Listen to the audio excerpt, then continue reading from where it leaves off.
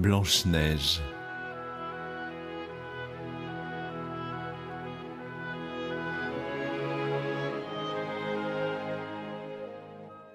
C'était au milieu de l'hiver, et les flocons de neige tombaient comme des plumes. Une reine était assise près de sa fenêtre, au cadre d'ébène, et cousait. Et comme elle cousait et regardait la neige, elle se piqua les doigts avec son épingle, et 3 gouttes de sang en tombèrent. Et voyant ce rouge si beau sur la neige blanche, elle se dit « Oh, si j'avais un enfant blanc comme la neige, rouge comme le sang et noir comme l'ébène !»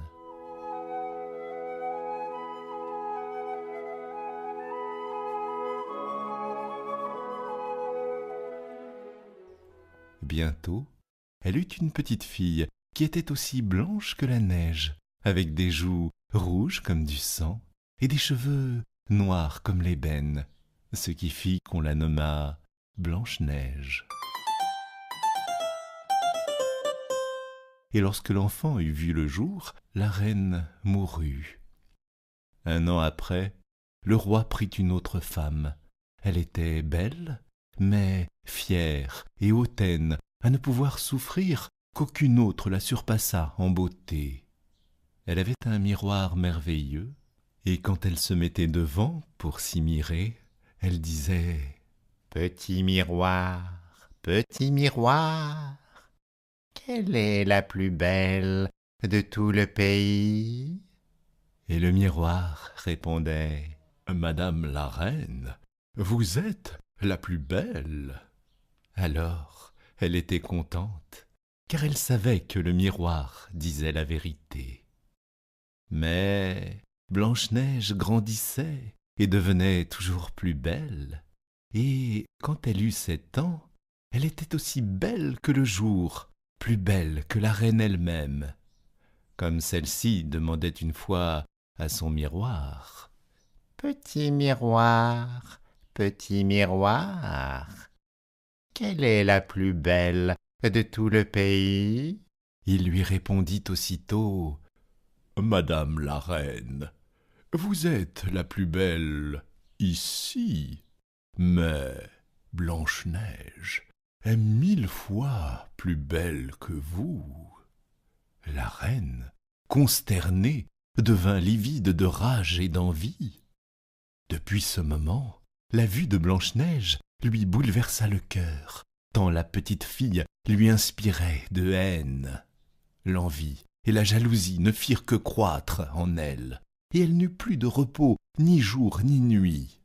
Enfin, elle fit venir son chasseur et lui dit « Portez l'enfant dans la forêt. Je ne veux plus la voir devant les yeux.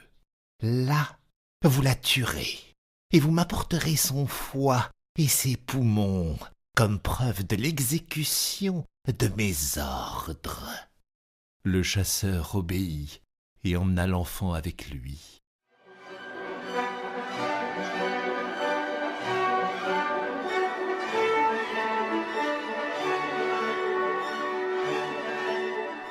Et quand il eut tiré son couteau de chasse pour percer le cœur de l'innocente Blanche-Neige, voilà que la petite fille commença à pleurer et dit « Ah, mon bon chasseur, laisse-moi la vie, je courrai dans la forêt sauvage et ne reviendrai jamais. » Elle était si belle que le chasseur eut pitié d'elle et dit « Va, pauvre enfant. » Il pensait en lui-même « Les bêtes féroces vont te dévorer bientôt. » Pourtant, il se sentit le cœur soulagé d'un grand poids à l'idée qu'il avait pu se dispenser de l'égorger.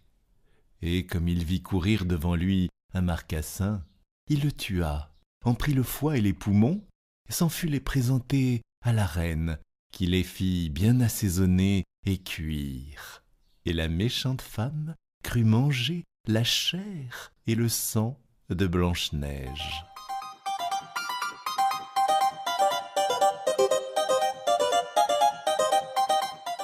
Pendant ce temps, la pauvre enfant errait toute seule dans l'épaisse forêt, et elle avait si grand-peur qu'elle regardait d'un air inquiet tous les arbres et toutes les feuilles, ne sachant où trouver du secours.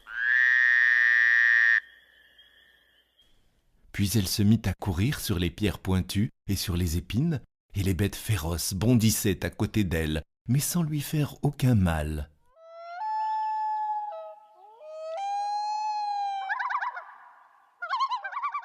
Elle courut aussi longtemps que ses pieds purent la porter, jusqu'à la brune, et elle aperçut alors une petite cabane où elle entra pour se reposer. Tout dans cette cabane était petit, mais si gentil et si propre qu'on ne saurait le décrire. Il y avait une petite table recouverte d'une nappe blanche avec 7 petites assiettes, chaque assiette avec sa petite cuillère, puis 7 petits couteaux, 7 petites fourchettes et 7 petits gobelets.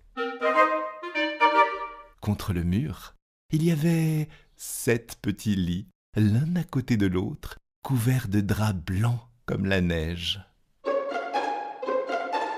Blanche-Neige avait très faim et très soif. Elle mangea une cuillerée de légumes avec une bouchée de pain dans chaque assiette, et but dans chaque gobelet une goutte de vin, car elle ne voulait pas prendre une seule part tout entière. Puis, comme elle était fatiguée, elle essaya de se coucher dans un des petits lits, mais l'un était trop long, l'autre trop petit, et enfin il n'y eut que le 7e qui fut à sa taille. Elle y resta donc, fit sa prière, et s'endormit. La nuit venue, les maîtres de la cabane arrivèrent. C'étaient des nains qui cherchaient de l'airain et de l'or dans les montagnes. Ils allumèrent leurs petites lampes, et quand le logis fut éclairé, ils virent bientôt que quelqu'un avait passé par là, car tout n'était plus dans le même ordre où ils l'avaient laissé. Le premier dit « Qui s'est assis sur ma chaise ?» Le second « Qui a mangé dans mon assiette ?» Le troisième « Qui a pris de mon pain ?» Le quatrième « Qui a touché à mes légumes ?» Le cinquième « Qui a piqué avec ma fourchette ?» Le sixième « Qui a coupé avec mon couteau ?» Et le septième « Qui a bu dans mon gobelet ?» Puis le premier se retourna, et il vit que son lit était un peu affaissé. « Qui s'est couché dans mon lit ?» dit-il, et les autres d'accourir et dire « Dans le mien aussi, il y a eu quelqu'un. » Mais le septième, en regardant son lit, aperçut Blanche-Neige qui y était couchée et dormait. Il appela ses frères, qui se hâtèrent de venir et se récrièrent d'étonnement, et chacun fut chercher sa lampe pour mieux contempler Blanche-Neige. « Ah mon Dieu, ah mon Dieu !» répétaient les nains. « Que cet enfant est belle !» Ils étaient ravis de l'admirer et se gardèrent bien de l'éveiller. Le septième nain dormit 1 heure dans le lit de chacun de ses compagnons jusqu'au point du jour. Le matin, quand Blanche-Neige sortit de son sommeil, elle vit les petits hommes et fut effrayée. Mais ils se montrèrent fort aimables et lui demandèrent son nom. « Je me nomme Blanche-Neige, dit-elle. »« Par quel hasard, reprirent les nains, es-tu venue dans notre maison ?» Alors elle leur conta son histoire, comment sa belle-mère avait voulu la faire tuer, comment le chasseur l'avait épargnée, et comment elle avait couru tout le jour jusqu'à ce qu'elle rencontrât la petite cabane.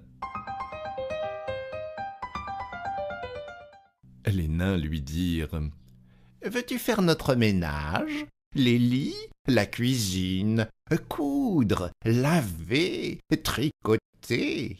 En ce cas, nous te garderons avec nous et tu ne manqueras de rien. » Blanche-Neige leur promit tout ce qu'ils désiraient et resta chez eux. Elle vaquait aux soins du ménage. Le matin, les nains s'en allaient pour chercher dans les montagnes de l'airain et de l'or.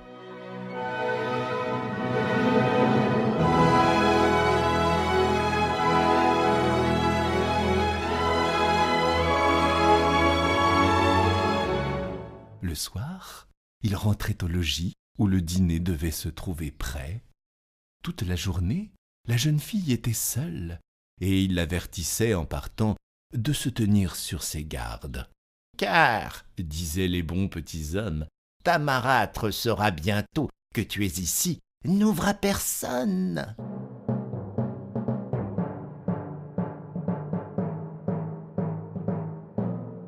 Cependant, la reine, qui croyait avoir mangé la chair et le sang de Blanche-Neige, pensait bien être de nouveau la plus belle femme du pays.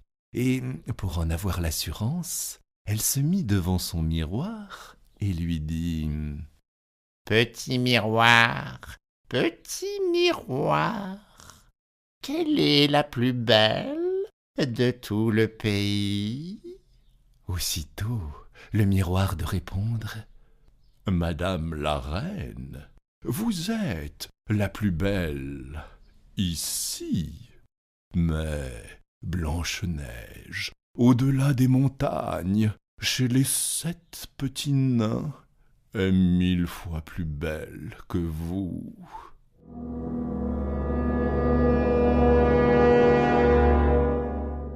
La reine pâlit de colère. Elle savait que le miroir ne mentait pas, et elle reconnut que le chasseur l'avait trompée et que Blanche-Neige vivait encore.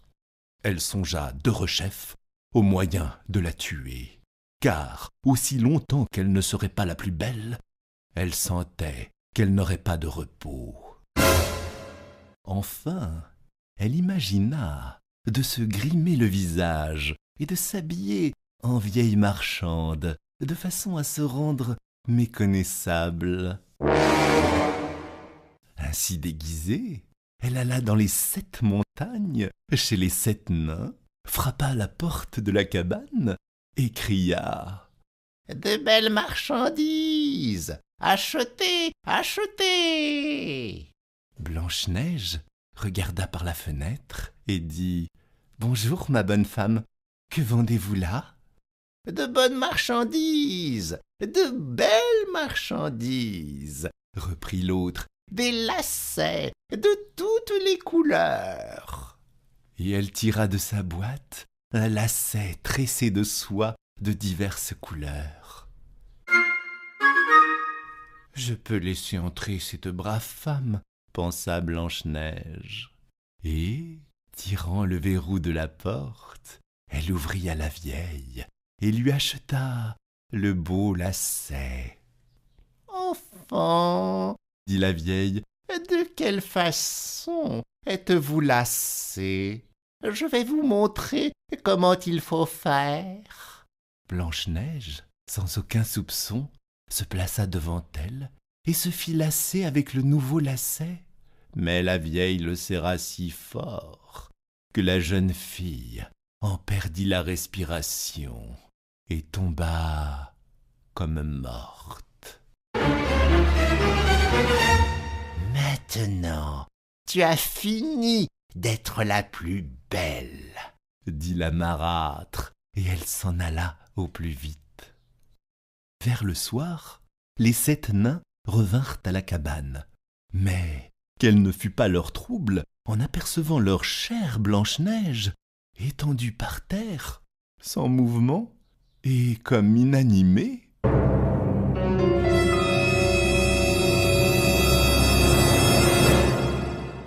Ils la relevèrent, et quand ils eurent vu le lacet qui l'étranglait, ils le coupèrent. Alors, elle commença à respirer faiblement et revint à elle peu à peu.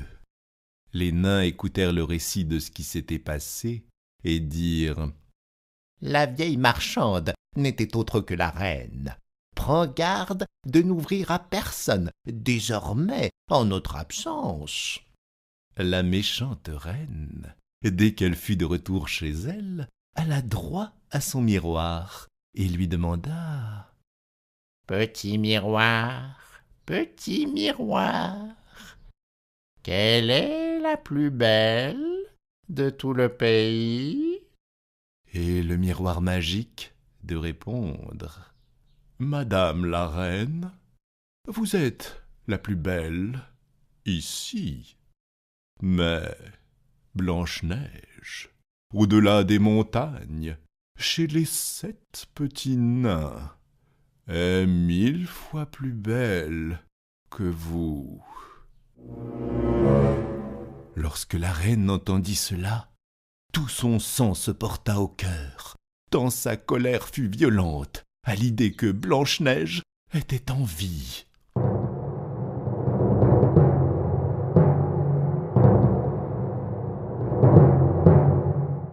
À présent, dit-elle, il faut que je trouve un moyen infaillible de la perdre. » Et, avec son art de sorcière, elle fabriqua un peigne empoisonné.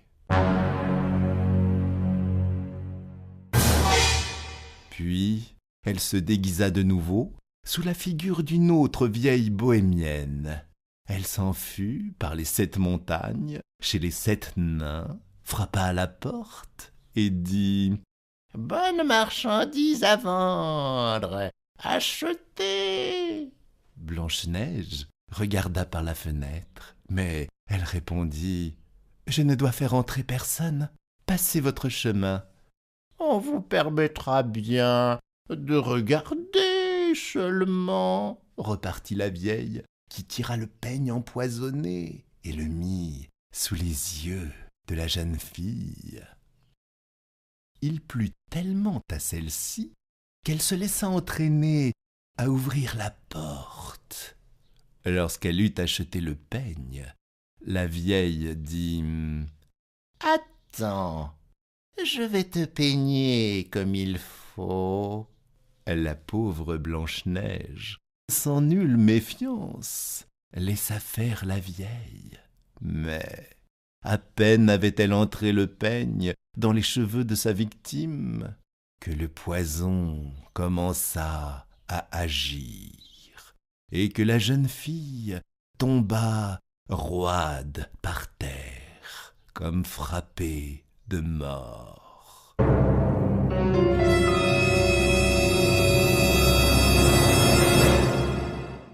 Eh bien, ma belle, » dit la vieille en ricanant, « cette fois, c'en est fait de toi. » Puis elle sortit.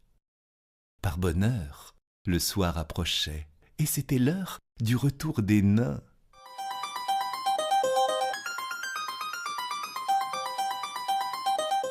En voyant Blanche-Neige étendue ainsi, ils pensèrent tout de suite à sa belle-mère et cherchèrent partout la cause de ce qui venait d'arriver.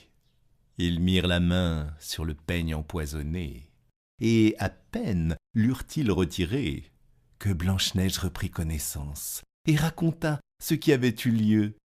Les nains lui recommandèrent plus vivement que jamais de ne laisser pénétrer personne jusqu'à elle. Tandis que la charmante enfant triomphait pour la 3e fois de ses embûches, la reine, dans son palais, consultait le miroir suspendu au mur. « Miroir, petit miroir, quelle est la plus belle de tout le pays ?» Et comme naguère, il répondait: « Madame la reine, vous êtes la plus belle ici, mais Blanche-Neige, au-delà des montagnes, chez les 7 petits nains, est 1000 fois plus belle que vous. »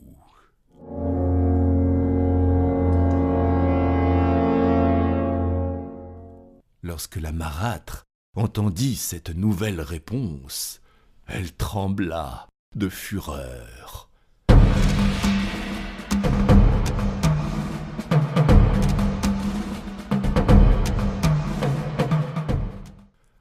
Blanche-Neige mourra, s'écria-t-elle, quand il devrait m'en coûter la vie. Puis elle s'enferma dans une chambre secrète où personne n'entrait et y prépara une pomme empoisonnée, superbe à voir, blanche et rose de peau, fraîche à croquer.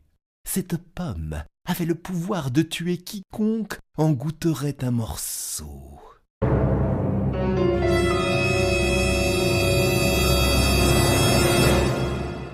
Lorsqu'elle l'eut bien apprêtée, la reine se peignit la figure et, déguisée en paysanne, retourna dans les 7 montagnes, au pays des 7 nains.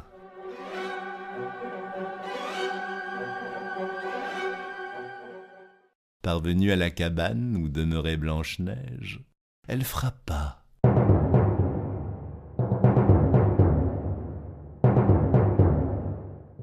Et la jeune fille mit la tête à la fenêtre. « Je ne dois laisser entrer personne, dit-elle. Les nains me l'ont défendu. »« Soit, répliqua la paysanne. cela m'est égal. On m'achètera mes pommes ailleurs. Tenez, en voici une. Je vous la donne. »« Non, dit Blanche-Neige, je ne dois rien prendre. »« Auriez-vous peur de quelque poison ?» dit la vieille. « Regardez, voici ma pomme coupée en 2 moitiés. Mangez la rouge, moi, je mangerai la blanche. » Mais la pomme était préparée avec tant d'art que le côté rouge seul était empoisonné. Blanche-Neige avait envie de la belle pomme, et lorsque la paysanne se mit à en manger la moitié, la pauvre petite ne put y tenir davantage. Elle tendit la main et prit la moitié où se trouvait le poison.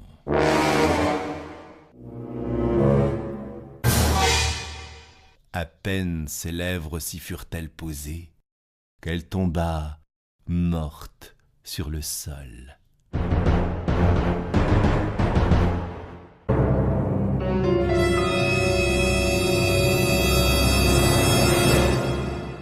La reine la considéra avec des yeux terribles, rit aux éclats et dit « Blanche comme neige, rouge comme sang, noire comme l'ébène. Cette fois-ci, les nains ne te réveilleront point. » Et lorsqu'elle interrogea son miroir, selon sa formule habituelle, « Petit miroir, quelle est la plus belle de tout le pays ?»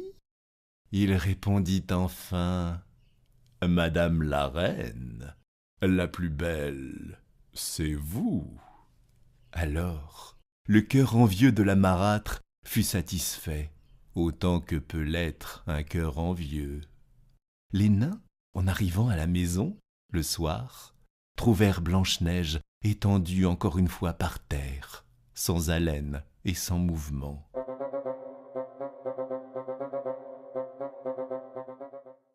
Ils la relevèrent, cherchèrent la cause de ce nouveau malheur, la desserrèrent, peignèrent ses cheveux et lui lavèrent le visage avec de l'eau et du vin. Mais rien n'y fit. La pauvre enfant était morte et resta morte.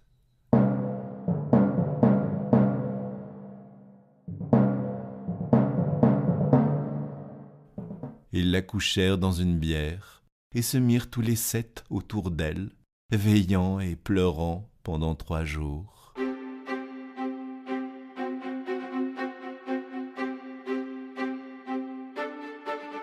Puis ils voulurent l'enterrer, mais elle avait si bien l'air d'une personne vivante, tant ses joues étaient fraîches et roses, qu'ils se dirent « Nous ne pouvons la mettre dans la terre noire. » Ils lui firent un cercueil de verre pour qu'on pût la voir de tous côtés, l'ensevelirent dedans et écrivirent dessus en lettres d'or qu'elle était fille de roi et se nommait Blanche-Neige.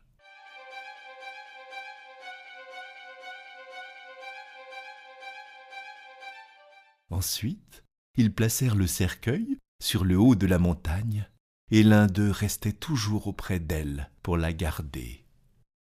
Les oiseaux vinrent aussi pleurer Blanche-Neige. Le premier fut un hibou, le second un corbeau, et le troisième une colombe.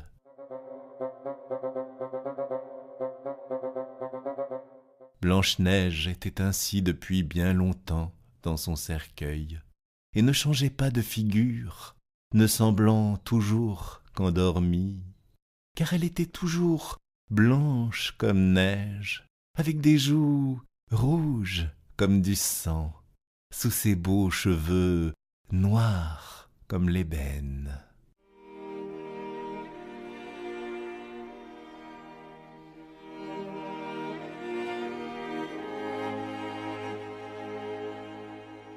Or, il advint qu'un fils de roi, allant par la forêt, arriva chez les nains pour y passer la nuit. Il vit Blanche-Neige couchée dans le cercueil de verre sur la montagne et lut ce qui s'y trouvait écrit en lettres d'or. Alors, il dit aux nains : « Livrez-moi ce cercueil, je vous donnerai ce que vous voudrez. » Mais les nains répondirent : « Nous ne le livrerions pas pour tout l'or du monde. » « Eh bien, reprit-il d'un ton suppliant, faites-m'en présent, car je ne peux plus vivre sans voir Blanche-Neige. » Les bons petits nains, touchés de ses prières, eurent pitié de lui et lui permirent d'emporter le cercueil. Les gens du prince le soulevèrent sur leurs épaules, mais, ayant heurté du pied une grosse racine, ils tombèrent, et, par l'effet du choc, le cœur de la pomme sortit du gosier de Blanche-Neige. Presque aussitôt, elle rouvrit les yeux, se redressa et dit : « Mon Dieu, où suis-je ? » ?»« Avec moi, qui t'aime plus que tout au monde !» s'écria le fils de roi, plein de joie, et il lui raconta ce qui s'était passé. « Viens avec moi, dans le château de mon père, dit-il, et tu seras ma femme. » Et Blanche-Neige sentit bien qu'elle l'aimait aussi, et elle s'enfuit avec lui, et la noce fut préparée en grande pompe. On n'oublia pas d'inviter la méchante belle-mère à la fête. Lorsqu'elle se fut parée de ses plus riches atours, elle se mit devant son petit miroir et dit : « Petit miroir, petit miroir, quelle est la plus belle de tout le pays ?»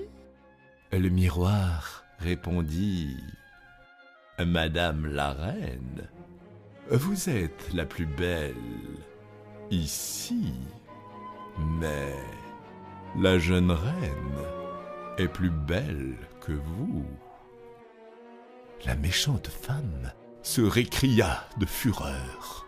Dans son trouble, elle ne savait plus que faire.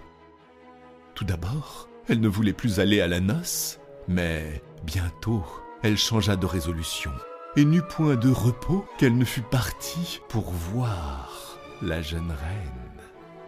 Et lorsqu'elle entra, elle reconnut Blanche-Neige et resta immobile de terreur et d'angoisse. Mais on avait déjà mis des pantoufles de fer sur un feu de charbons ardents, et on les apporta toutes brûlantes. Il lui fallut chausser ses pantoufles rougies au feu et danser avec elle. Elle fut condamnée à danser jusqu'à ce qu'elle eût les pieds consumés et tomba roidement.